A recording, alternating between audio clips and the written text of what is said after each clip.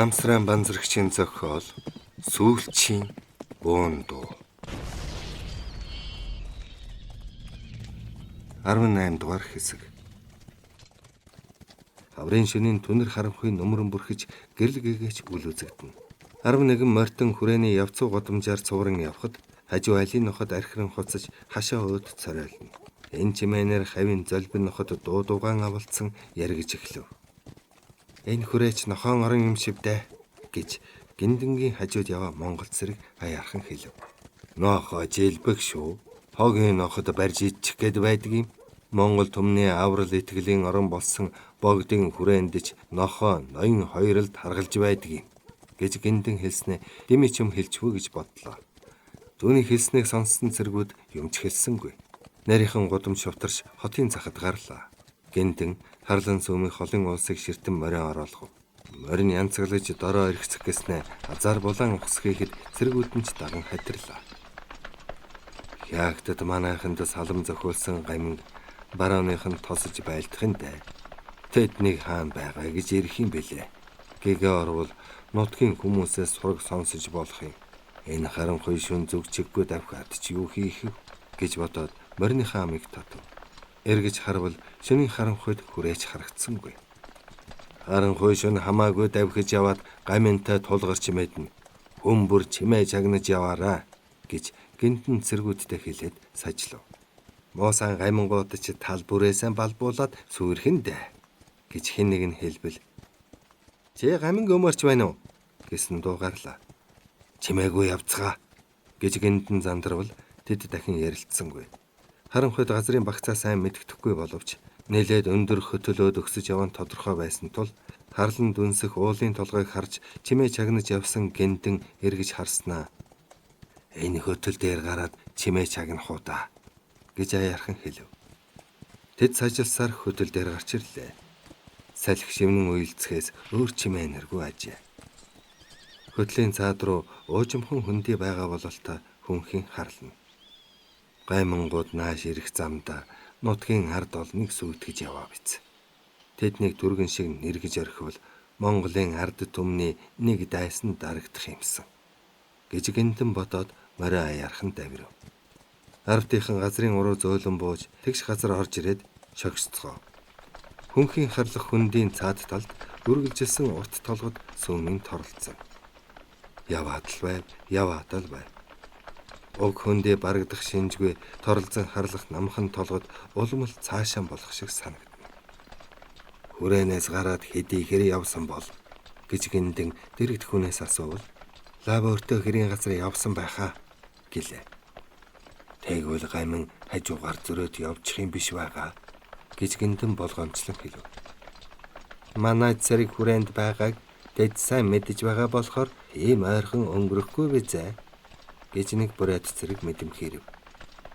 Тийм ч байж болно гэж гинтэн хэлээд эргэж харвал тэнгэрийн зүүн хаяа цайран гэгэрч байв. Айшгүй үүр цаахан гэж гинтэн хэлээд морин доон ташуурлоо. Тэд хөндөй дундуур жолоо хөмхөлгүй давхсаар уг хөндийг туулж цаад талын урт тухаа өдөгсгөд үүр манхаатлаа цайж холын бараа харагдав.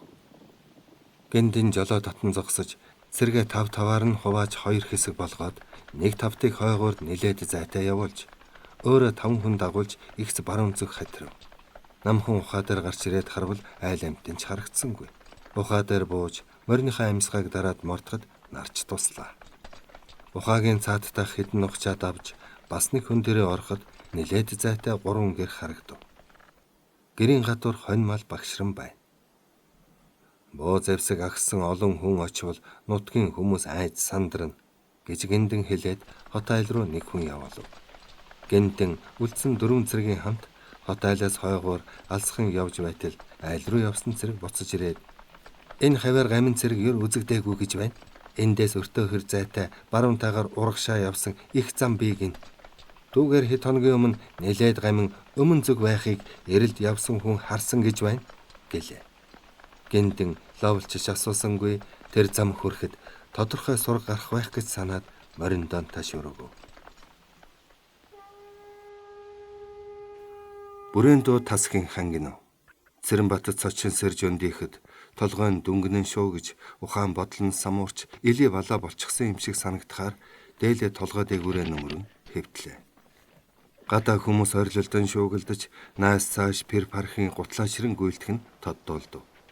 Хэвтээд баймаар санагдсан боловч Очировын ууртаа догшнууд харагдах шиг болж сүүлийн 2 өдөр хийсэн цэргийн сургууль маргааш нөгөөдрөөс дайнд явна гэж дарга нарын ярьж байсан зэргийг санаад аргагүйдэн босож хувцлаа. Урт буу сэлэм хоёроо чирээд өөдрөө алхахад хөл нь гуйвж зүрхэн лүг-лүгхийн болгилж дотор муухай оргино. Тэгэхэр нь шүн ууж байгаад орхисон ваарта хараа ирхнаас хэд сайн балгачхаад гарчээ. Хашаагаар дүүрэн цэрэг наас цааш гүйлдэн бөөн үмэн шуугав. Цэрэнбат явуут сэлмэн зүүж уугаа мөрөвчлөөд зуут өдөн гүйлээ.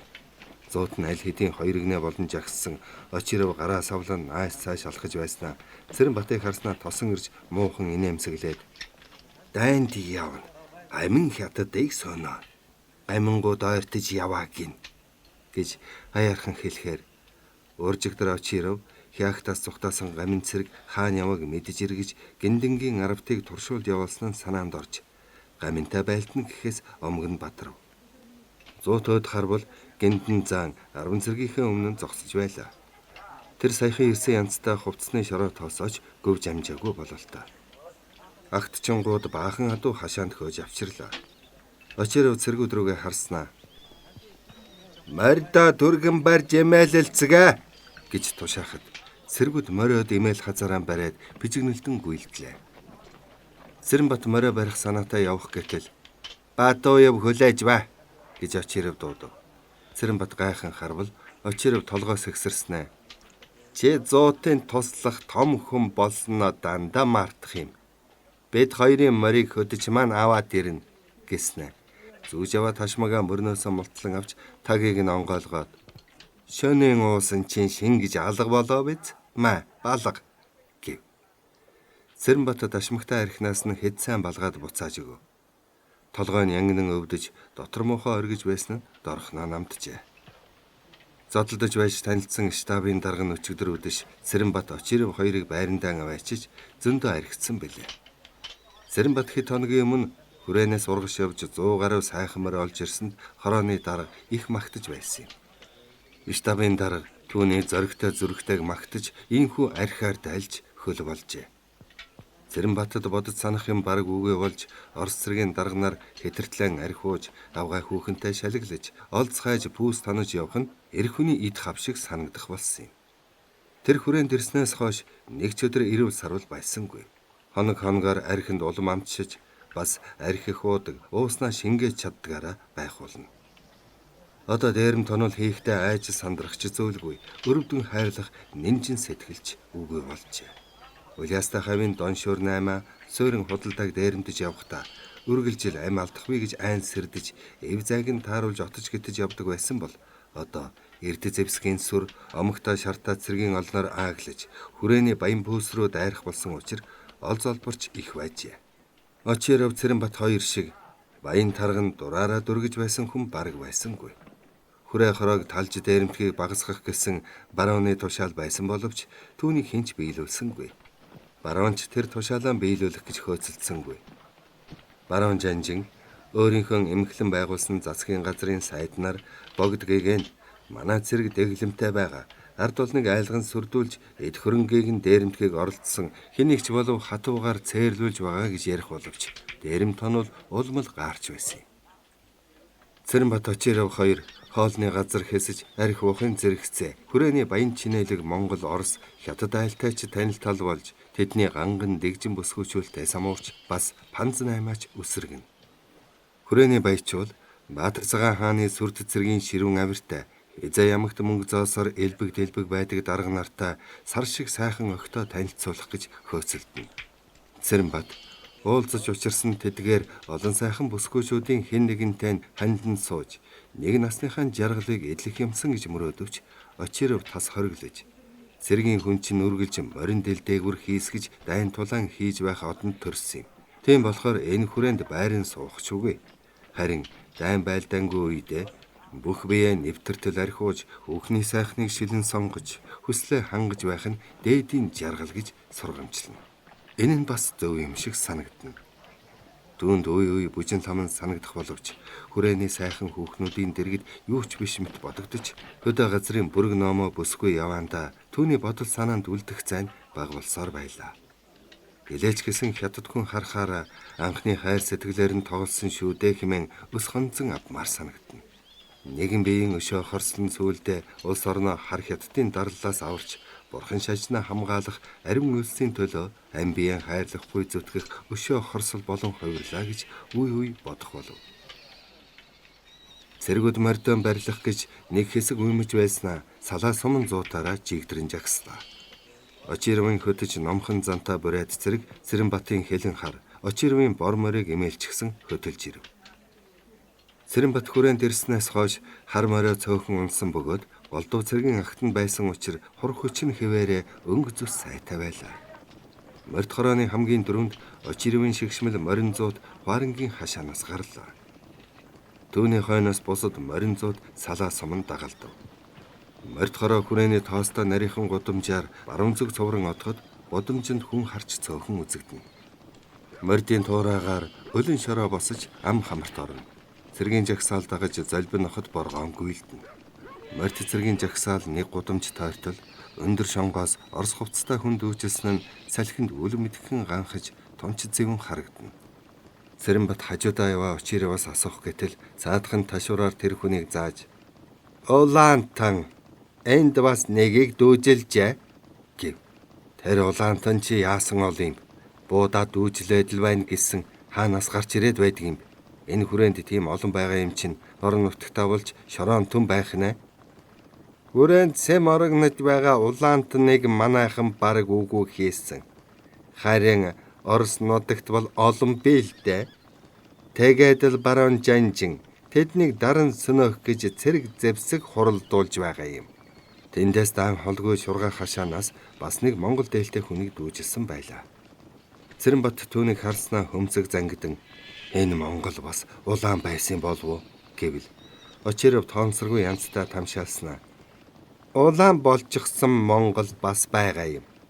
Арх ягт хотод улаан Монголын нам бий болжээ" гэлээ. "Улааны нам гэж юу юм? Чамд би нэг удаа ярьж байсан да. Нам нийлж сэм хувилдсан бүлэг улс байгаа юм. Тэд улаан Оростой нийлээд Монгол улсыг мөхөх гэж байна. Улааны суртал бол гамингаас илүү аюултай учраас манай их цэрэг удахгүй хойшоо явж тэр муу улааныг даран сөнөө." Зуутын дарга туслахтайгаа ийхүү ярилцахыг хойноос нь дагсан цэргүүд их л анхааран чагнаж зарим нь бие биедээ дамжуулан явжээ. Очирв өөрийнхөө үгийг сонсог гэж чангахан ярьжээ. Морд цэргийн цуваа хүрээнээс гарч баруун тийш одсон улаан замд орох үед хатраад гисэн хахирхан дуу сонсдож цэргүүд нэгэн зэрэг морион давирч жолоо сунган хатруулв. Морд хороо жолоо таталгүй хатруулсаар нэгэн дөрүлж дээр гарч ирлээ. Цэрэнбат олон хоногийн тэртээ Очирвын зуутынхантай зөв хөрөө орж ирэхдээ энэ дөрүлж дээрээс их хүрээ гайхан сонирхож ширтэж байснаа санаж эргэн харвал мөн анх харсан шиг нь л утаа манан донд умбсан хിവэр байлаа. Цэргийн цуваа дөрүлж дээр саатсан ч үгүй цаад руу тонгойлоо. Нар огцомхон дээж хөрч бүлээн элчээрээ зоон руу нас төөнө. Цэрэнбат өглөө юу ч идэж уугаагүй өлөн илгээрээ яваа тул ам аргаж гашуун оргино. Шар тайлж уусан архин хэдийн шингэж ухаан бодлонч саруулхан болжээ. Олон хоног өдөр шөнөгүй хагас дутуу ухаантай арх ууж мансууран хүрээний утаа шороог амьсгалан явсан бол одоо ухаан санаан саруулшиж цэвэр агаар хамтлан амьсгалахад цээж онгой нэг сайхан санагдлаа. Нүдний үзүүртээ намхан гүвэ толгод торолцсон үний артаж хуурай усны өнөр шингэсэн бүлээн зөөлөн салхилах нь цээжинд хурсан уй гашуу архины мансуурлыг элдэн хөөсөн мэт болж гинэт төрж өссөн нутган санагдан нүдэнд нь улимс цээлэлцэв.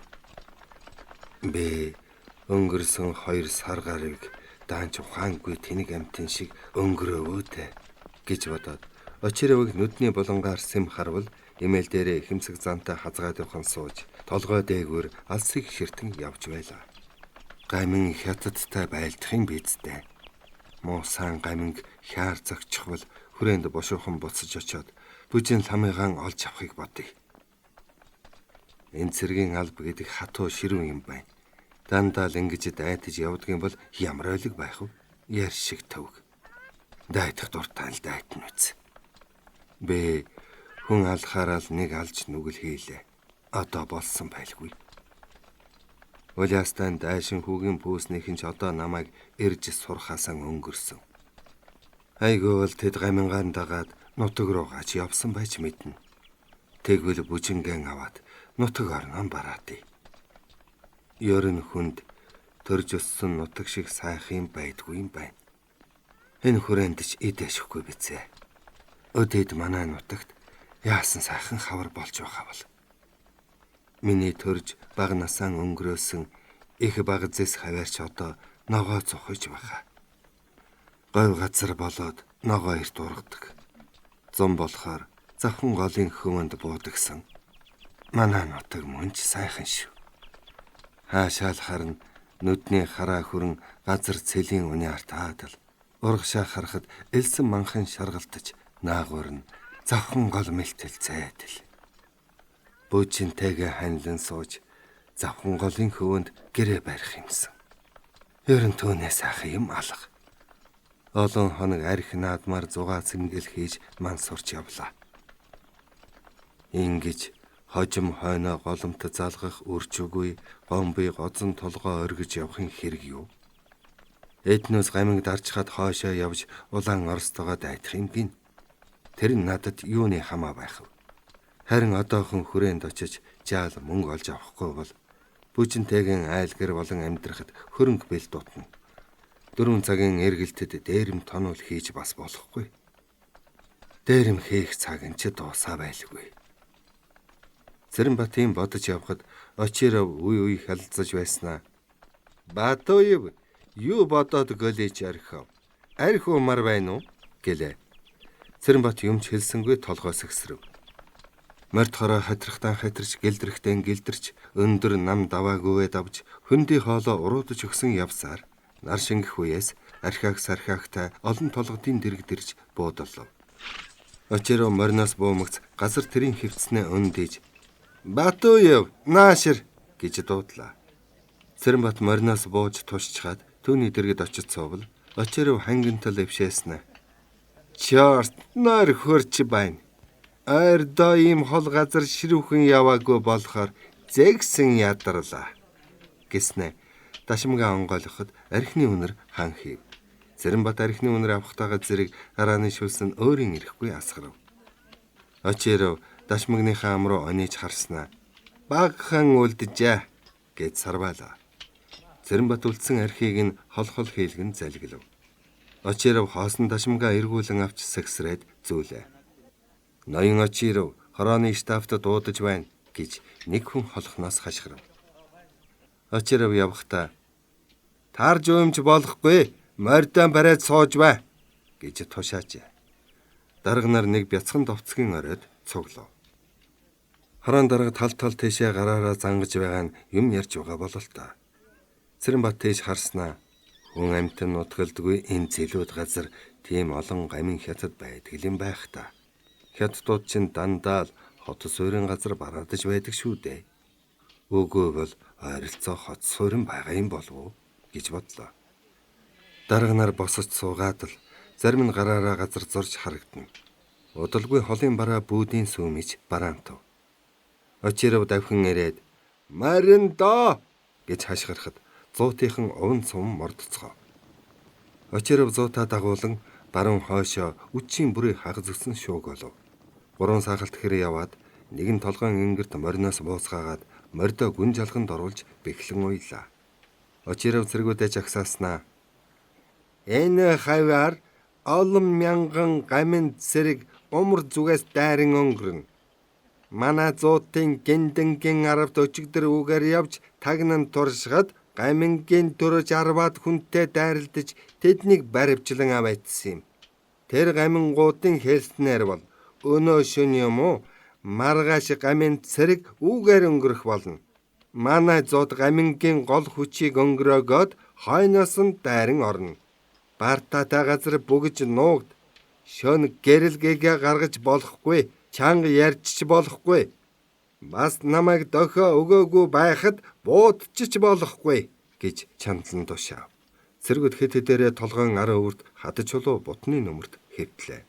Цэрэнбат хаана хэвтгэвлээ гэж бодож байтал Очиров том өхөр чулууны нөмөрт тухлан суугаад "Хоёулаа энд байна" гэлээ. Нэгэн тишүүн болж, эргэн тойрон чимээ аниргүй намган болж зөвхөн салхи сулхан шивнэн үлээ. "Би энэ хавьд хот суурин газар байх юм гэж саналаа шүү" гэж Цэрэнбат бодож явснаа хэлбэл Очиров наг инээж "Бөөс дээрэмдэж арх олж уун гэж гойрдохын хэрэггүй. Арх хаагт хотод байсан гамин цэрэг ардын намын цэрэгт салам зохиулаад нутгийн зүг зуухтаж яваа юм. Бэд түүнийг тоосож байлдана. Манай хороо ганцаар дийлэх юм уу? Хүрээнээс өөр анги гарсан. Тэд манай хорооноос урдуур байгаа. Бас өөр цэрэг чирэх байх. Гамин хизээ эрхийг нь тэгээд хүлээгээд л хэвтээд байх юм уу? Тэг инэ, чи дайнд орж үзээгүй болоод гайхаж байх шиг байна. Сони юм болно гайгүй. Тамхи татах юмсан. Болохгүй. Цэргүүдэд муу үлгэр үзүүлбэл дарга хүний сүрд харшина." Цэрэнбат түүнтэй бөөрөө нийлүүлэн сууж алсын чимээ чагнав. Хаврын шөнийн тэнгэрт од яралцсан гялтгана. Цэрэнбат ойрдоо шөнийн одод игч харсангүй санагдаж гэрлээ цацруулан анивчих түг түмэн оддыг сонирхон харж байтал "Хоёулаа цэргэн эргэе" гэж Очиров хэлв. Тэр хоёр энэ тэнд нуугдсан цэргийнхээ дэрэгдүр явхад зарим нь унтаж байгаа бололтой огт хөдлөхгүй. Зарим нь босод суун цаг өнгөрөөж ядна. Ойрхон гэрэл гэлсхийв. Очиров гэрэл гарсан зүг рүү угсхийж "Хэн гэрэл гаргав?" гэж ширүүхэн асуувал тамхины үнэр ханхалсан боловч дахин гэрэл гарсан ч үгүй хэн тамхи татаж өгөнч мэдэгдсэнгүй. Очиров дахин асууж байцаасан ч үгүй холхиж байснаа. "Дахин дуушаал зорчиж тамхи татвал байлдааны цагийн хуулиар хатуу ярин шүү" гэж хэлээд Цэрэнбатыг дагуулan өөр тийшээ явжээ. Тэр хоёр бүгсэн цэргэн эргэж эрг жалга бут чулууны ар өврөөр нилээд ч удаан тэмтчин явсаар толгоон оройд гарч зэрэгцэн суулаа. Тэр хоёр юмч ярилцсангүй чимээ чагнан удтал суув. Хөсөн хүлээсэн үүрч манхаан цайж ойрын бараа харагдах үеэс гэртээ хойно буундуу нэжгэнэх нь бүдэгдүүлдэв. Очирвын сэтгэл хөдөлсөн бололтой өндөлзөж "Эхлэв шүү" гэвэл Цэрэнбат толгойн баруун талаар хүнхийн харлах хөндийг хөмсөг зангидан харснаа юу ч харагдахгүй болохоор нь бослоо. "Батуев хэвд" гэж Очиров чангахан хэлбэл Цэрэнбат сандран газар лаг хийтэл суучхав. Очиров инээд алдан "Чэч цэргийн хүн болтлоо мөн өдөө байна да. Дайсан довтлон ирж байхад намайг бууд гэсэн юм шиг зогсож байж болохгүй. Дайсан бол гөрөөс биш. Хармуу санаатай сонор соргог байдгийм. Иймд биеэн далдалж сурах хэрэгтэй" гэв. Цэрэнбат хөндий тийш харснаа "Юун сүртэй юм битэ? Юу ч харагдахгүй байна" гэж бодоод түүний хажууд хэвтлээ. Мөч өнгөрөх бүр гэгээ орж орчны уулахад ялгаран хөндий мэлцсэн гэгээрв. Хөндийд бүртих ч юм үзэгдсэнгүй. "Өнөө довтлон ирж яваа гамин чинь айлв" гэж Цэрэнбат тоомсоргүй хэлбэл Очиров аяархан нударч "Чиний нүд миний хэс муу юм уу та? Хөндийн эхөд хараач" гэлээ. Цэрэнбат сайн харвал хөндийн эхэн тушаа үл мэдхэн тоос босож байлаа. Цэрэнбат өөрийгөө их хол хардаг гэж бодож байсан ажээ. Тэгвэл Очиров түүнээс илүү өлөн хурц нүдтэй юм байжээ. Цэрэнбат тэр тоосоод нүд завчилгүй ширтэн.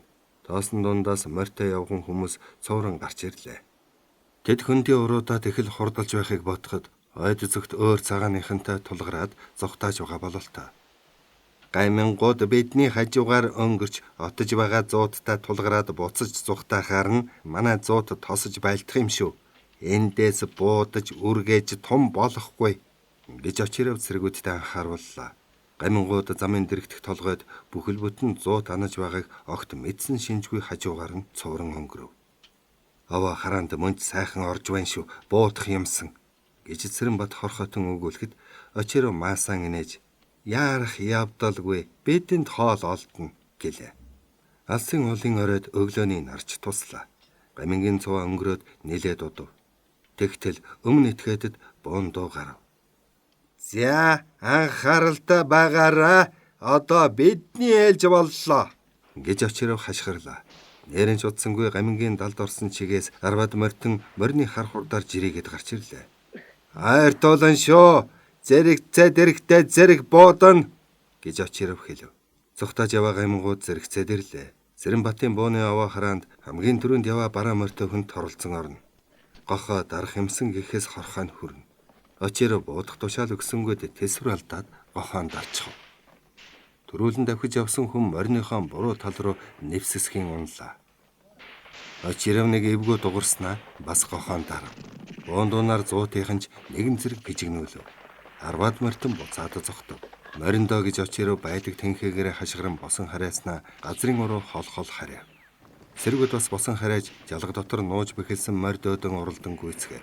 Зуутынхан дараалан мориндоо мордож зугтааж байгаа гамингийн хойноос элдлээ. Цэрэнбат хэлэн хар мориндоо дашуур өгöd чүү гэвэл хар морин чихээ хулмайлган угсхий. Зуун цэргийн түрүүнд Цэрэнбат нүдэрэмхийн зур гарч сэлмээч сугалсангүй урт сумын ташуураа балаагаад шуугуулхад гамингууд үе иргэн харж буудна. Сум чихний хажуугаар шунган эсгэрч салхи нүрөөд нь хүчтэй үлээхэд Цэрэнбатын сэтгэл улам хөөрч урд нутагтаан байхад хурдан мороор чон хөөж зохиж алдаг байсан нь санаанд орно. Сүүлдэж явсан гаминг дорхноон гүйцэж хажуугаар нь зөрөх зур толгой дундуур нь ташуураараа буулгачихв. Гамин муухай орлоос сарвалзан унаж мориндон чиргүүллээ. Зогтааж авсан арваад гамин яах ихэн зургүй гүйцэгдэж бүгд газар унцхав. Тэгтэл өөдөөс нь морьтой олон гамин язганан гарч ирлээ. Цэрэнбат мориндоо ташуур өгöd ухсах хэтэл Батуя буцаад гэж очиров сүртэй чанга хашгирлаа. Цэрэнбат мориныхаа амыг арай хийж эргүүлтэл очиров давхин ирээд "Одоо дайрч болохгүй. Ийм олон хүний өөдөөс дайрвал толгоогоо дими алдана. 20 км байлдана" гэж хэлээд 100 тан дагуулад давхижээ. Замд нь гүнзгий уртхан жалга дайралтсан тул дүүнд бүгд хараалган орцгоож мориноос өсрөн бууж жалга ирмэгтэн хэвтэж довтлон айсуу гамингийн өөдөөс ширүүн гал нээлээ. Улаарын дайрсан гамингуудын түрүүчин суман доногдон унаж байсан ч дараагийнх нь муухай орлон дайрна. Очирвын зуутын полимот ажигнан шүршиж эхлэхэд гамингийн морин зэрэг шууд дайрхан болж мориноосоо бууж буудлаа. Бууны сум үүгээр түүгээр шүнгэнэн эсгчиж өмнө хойно утаашороо порхийн манаран тунч сүртэй юм боллоо. Цэрэнбат дайн тулаан гихчийг юр үзээгүй тул нэгэн бодлын сонинч юм шиг нэгэн бодлын аимшигтай санагдана. Зогсоо зайгүй шүнгэнэх энэ олон сумны нэг нь л онцчих юм бол өнгөрөн шүдэ гэхээс нуруу хүйт орно. Цэрэнбат ботны цаанд бүртэлцэх тарваны толгой алдаж үзээгүй болохоор цагаан газар хэвтээд арвалзан мөлхөх хүнийг онох нь тунч амархан байлаа. Түүнийг буудах бүр хажууд нь хэвтээ очиров эрхээ хуруугаа гоц ойлгон их сайн байна гэж хашгирна. Цэрэнбат үнэхээр сум тоолон унгааж байгаагаач өөрөө мэдж байна. Гамингууд эсэргүүцэн тулдаад ашиг олохгүй гэж бодсон бололтой бүгд мориндоо мордоод цаашаа давхицгаав. Хойноос нь хөөхөө гэж Цэрэнбатыг өндийвэл очиров түүний морин дээрээс гараараа дарж "Болохгүй. Дэд цаашаа гарах газаргүй болохоор эргээд дайрна" гэлээ. Цэргүүд зугтаж байгаа гамингийн хойноос пижигнүүлэн буудаад л байв. Гамингууд нэгэн гүвэд авч далдорлоо. Очиров босод сонайснаа "Цэргүүдтэй жаахан амарцгаа" гэж тушаав. Цэргүүд буугаа жалганы ирмэг дээр игнүүлэн тавиад хүмбэрл өвөр төрийгээ уудлан тамхи гаргаж татцгаалаа. Цэрэнбат тухлан сууж халааснасаа хятад янжуур гаргаж асааснаа ховдоглон сорв. Өчигдөр оройноос хойш тамхи татаагүй тул тунч шунаг татна. Гэсэн ч аман цангаж аргасан тул тамхи татахад уламж аргаж гашуун өргөд байхаар нь янжуурaan чулуудаж орхив. Нилээд зайтай буундуу нийжгэн сайрал байв. Гамингуудын давж орсон гүвэн дээгүүр дахиад нэг ч хүн зухуулсангүй. Зуутын аж ахуйн дарга хэмээх өндөр нуруутай хууд сахалтай хижээл насны орс хаанаас гараад ирснийг бүүмэд эдэн цэргээр дамжлуулсан боодолтой юм жалганд оруулж ирээд задлан чансан мах хятад тан зур тараалаа. Өчигдөр өглөөнөөс хойш хилэн дээрээ юм тавиагүй өлөн хоосон явсан цэргүүд идэх юмруу цангасан өхөр шиг дайрав. Аж ахуйн дарга бас төмөр дашмагтай лүү ваартай арихнаас хүн бүрт багаар түгэв. Очиров Цэрэнбат хоёр мах боо видэж ваартай хятад арих дундаа тавьчихад ховдоглон уулаа. Гамингууд дахин дайрсангүй тул цэргүүд яарч сандралгүй хооллож баг зэрэг арих боосон тул биеийн нозоорч зарим нь эрг түшээд унтаад өглөө. Цэрэнбатч бас нойр нь хурж нүд нь анилдах тул хажуулав. Очиров түүнийг тонгоож харснаа "Батуя чи жаахан амарч бай. Чамайг сэрхээр би унтана" гэлээ. Цэрэнбат хаврын бүлээн наран дээгдэж уусан архиндаа зохиолон дорхноо дүнгэнтэл хорхиров. хичнээн ч удаан унтсныг бөөмөд бөө бижигнээд явчихаар цалшин сэрхэд зуутынх нь бүгд л буудаж байлаа. Босон харээж буугаа шүүрэн аваад харвал зөндөө олон морьтой гамин тоос хадаан айсвэ. Төрөнтөн давхиж явсан зээрд морьтой хүнийг буудаж унгаа. Гамингийн түрүүч мориноос онхолдон унана. Тэгсэн юунд ч торох шинжгүй орилолдоод л давхина. Тун ойрхон ирлээ. Гинэт чихтүүлэрэм их чимээ гарч жалганы бараг ирэмг дээр бөөн харавтаа овс гэж юу ч харагдахгүй боллоо. Цэрэнбат юу болсныг ухаарсангүй буугаан л харж байтал утааны цаана ирсэн гамингууд буцаа зүхтаах нь муухан харагдав. Жалганы урдхан талд хэд хэдэн морьтой хүний хөр төсхийлдэн харагдав. Очиров зүхтаажгүй гамингийн хойноос харснаа. Галд бөмбөгөр муусаа гамингийн дайралдаг няцаалаа гэв. Цэрэнбат галд бөмбөг гэж үе олноор нь алж чаддаг буу байдгийг сая л мэдж тэр бууг үзэх юмсан гэж бодоод тэр сүрхий чадaltaй галт бөмбөг чинь хаана байна гэвэл Очиров гартаа барьж байгаа жижигхэн гонцгойвтор арзгар өнгөтэй юм харуулж өөнийг хэлдэг юм гэлээ. Яаж бууддаг юм гэвэл Очиров инээмсэглэн за чи харж байгаарай. Гаминг ойртой дэрвэл өөнийг хэрэглэнэ гэснэ. Өнөх арзгар юм жалганы ирмэг дээр тавилаа. Гамингууд нилээд холдсноо зэрэг буудцгаа. Цэрэнбаттай зэрэгсэн хэвтээд буудаж байсан хүн навтгас хийснээр доошон суучих. Нүдний булангаар харвал тэр хүний шанаанаас хүрэн харц ус солгойдон хацрыг нь даган урслаа. Цэрэнбат буудгаан болж тэр хүнийг тэврэн авбал гар нь доёгос гэснээ эзэнгүй юм шиг бие нь сулдаан хүндрв. Түүний нүд гөлийж урал нь хөдлөх шиг боллоо.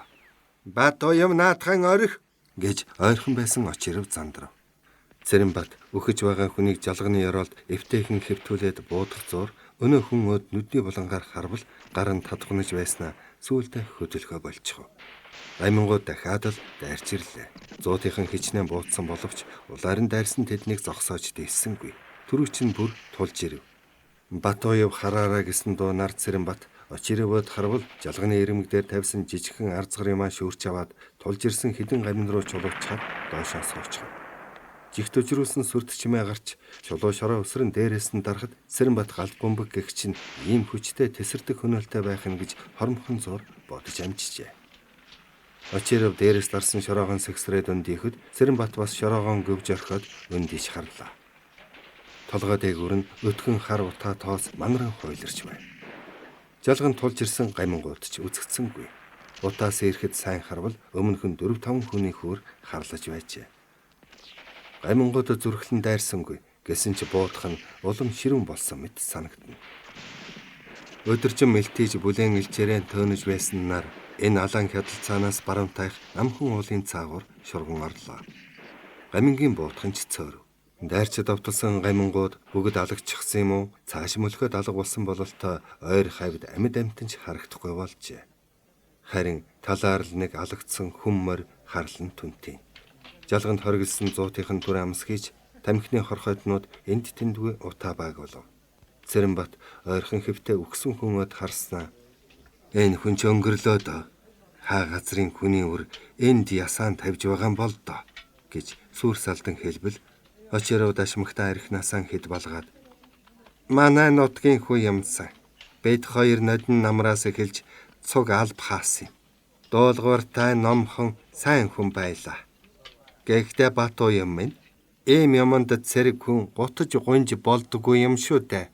Үүнээс жилүү цус урсаж олон хүн амиа алддаг юм гэд дашмагтаа архиас сарвалаа. Цэрэнбат архинаас амснаа. Манай зуутынхан өөр хохирлгүй юу гэвэл Очиров санаа алдаж их мó 5 хүн алагдаж бас хэд хэдэн хүн шаргацсан байна гэв. Зэрлэг суманд өртөж ээзгүй хээр алагдахад хэн ч мэдэхгүй. Гом долтой юм шивдэ гэж Цэрэнбат гуниглан хэлбэл Очиров түүний нүрөөд зэрвсгэн ширтснэ. Даан гэдэг ёр өрөвдөх хайрлах сэтгэлгүй хатуу тоглоом шүү. Бидний хэн ч алагдаж болно. Гэхдээ бурхан шашин эзэн хаанда бат журам сахиж яваад түүний төлөө амиа гээх нь цэрэг хүний үүрэг тул гомдол байхгүй гэв. Буундууч холдож эргэн тойрныг үчийн чимээ аниргүйхэн сүүмгэр сүүдэр нөмрөв. Очиров Гамингууд харанхуугаар далимдуулж дайрч магадгүй гэж болгоомжлон цэргээ хэд хэдээр нь хувааж жалганы ихэн адгууд байрлуулад Цэрэнбатын дэргэд ирж суулаа. Өдрийн турш нижигнэж байсан тулдааны чимээ намдж тагчиг болов. Саяхан л энэ хавийн хідэн толгод олон бууны сүрт дунд дөргөн оволцон тонгочиж, бууны суманд хөрсөөн сийчүүлж байснаа таг мартаж, нам гүмийн дунд үүргэлэх адил дүнсийн харлана. 18 дугаар хэсэг төгсөв.